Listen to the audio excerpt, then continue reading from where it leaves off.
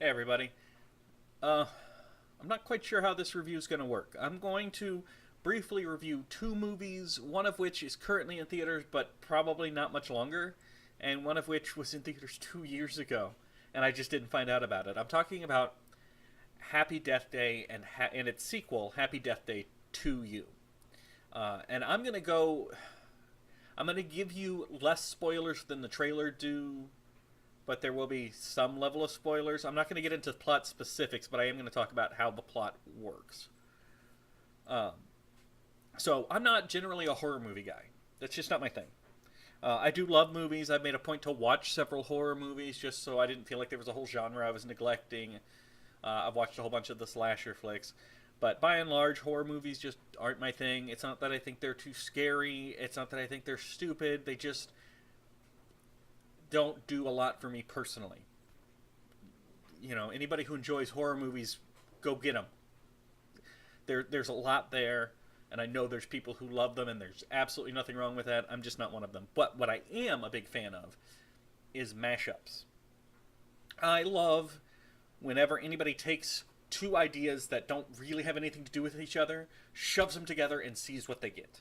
Sometimes it's bad, but from that alchemy, you can sometimes get something really unique and good. And I think that these two movies fall into that category.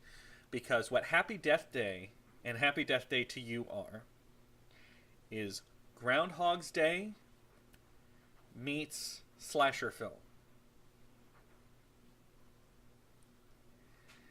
The idea is that the main character has to keep living the same day, getting murdered by the killer over and over again until she figures out who the killer is and manages to get through the day without being killed. I found the premise very interesting. I didn't hear about the first one when it came out. When they started doing trailers for the second one was the first time I was exposed to the concept for this movie. And I have a slight problem with that. The trailer for the second one revealed who the killer from the first one is. I hadn't seen the first one, and I already knew who the killer was. Thanks a lot. So I'm not doing that to you. But I will say they're both just fun movies. Talking about the first one is the main character is a sorority girl, and a little bit like Bill Murray in Groundhog Day, not very likable right at front, but she grows as a character as, she's stuck in this loop. In addition to solving the murder, she's also solving who she is. So she becomes much more likable. And there is a very strong comedy element. I don't mean they just borrowed the gimmick of a time loop from Groundhog Day. It is a comedy movie about a time loop meets a slasher film. All the elements. There are some really, really funny moments, some really enjoyable moments. I was surprised by how much I liked the first film. It's not going to make any top 10 list of mine, but it's one of those experiences where I'd never heard of this movie. Let me check it out. Oh, that was pretty good, actually. I liked that. So I did go see the sequel when it came out.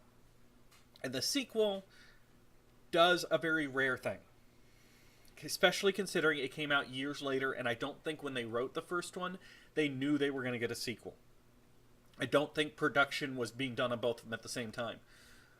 But the sequel feels very, very, very much like a direct continuation of the first movie. If you didn't tell somebody that there were years in between these two movies, they would be convinced it came out the next year and that they just rolled on production. Right? It feels like they had more story than they can fit in one movie, so they found a good stopping place and then picked it up with the next one. And the next one has the same gimmick, kind of, but with an added twist to it, and I'm not going to spoil what that is, but I was very pleasantly surprised at how good at being a sequel the sequel was. Right? They didn't just run and play with the same gimmick. They added to it, and I'll say I don't think you could see the sequel without seeing the first one to get the full impact. You don't know the characters as well. You don't get the references as well. Anyway, that's it. Two good movies that I think are worth seeing. They're worth your time. I found them very enjoyable. I was surprised, and I love it when a mashup comes together. So go ahead and go check out Happy Death Day and Happy Death Day to You. And let me know what you think. I'll see you guys next time.